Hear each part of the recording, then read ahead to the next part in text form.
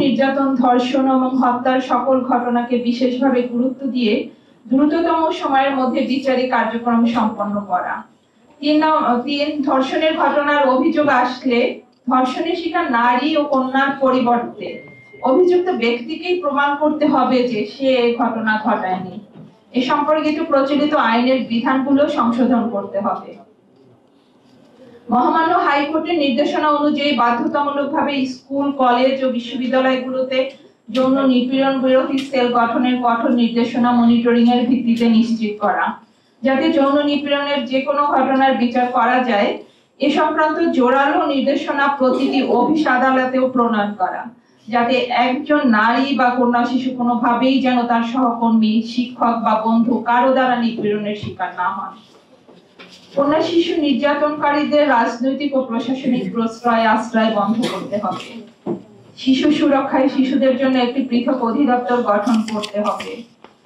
বাল্যবিবাহ বন্ধে প্রশাসন ও আইন শৃঙ্খলা রক্ষাকারী বাহিনীর নজরদারি বৃদ্ধির পাশাপাশি সামাজিক এবং রাষ্ট্রীয়ভাবে ব্যাপক প্রচারণা কার্যক্রম বৃদ্ধি করতে হবে।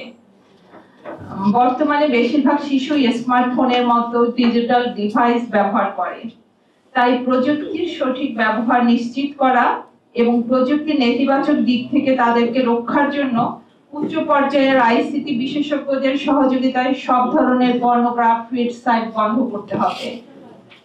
সাইবার বুলিং এর বিরুদ্ধে আইনের কঠোর প্রয়োগ বাস্তবায়ন করা এবং এ বিষয়ে জনসচেতনতা সৃষ্টি করা, একজন কন্যা শিশু যাতে পর্নোগ্রাফির শিকার না হয় তা নিশ্চিত করতে হবে। সামাজিক নিরাপত্তা বেষ্টনীর বাজেট বৃদ্ধি করে অগ্রাধিকার ভিত্তিতে কন্যা শিশু ও তাদের অভিভাবকদের এর আওতায় আনতে হবে।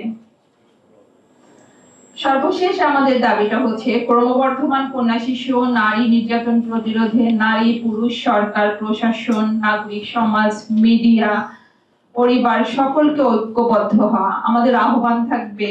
পাশাপাশি তরুণ ও যুব সমাজকে সচেতনতাকরণ সাপেক্ষে মানবাধিকার প্রতিষ্ঠার সংগ্রামে সবাইকে যুক্ত করতে হবে।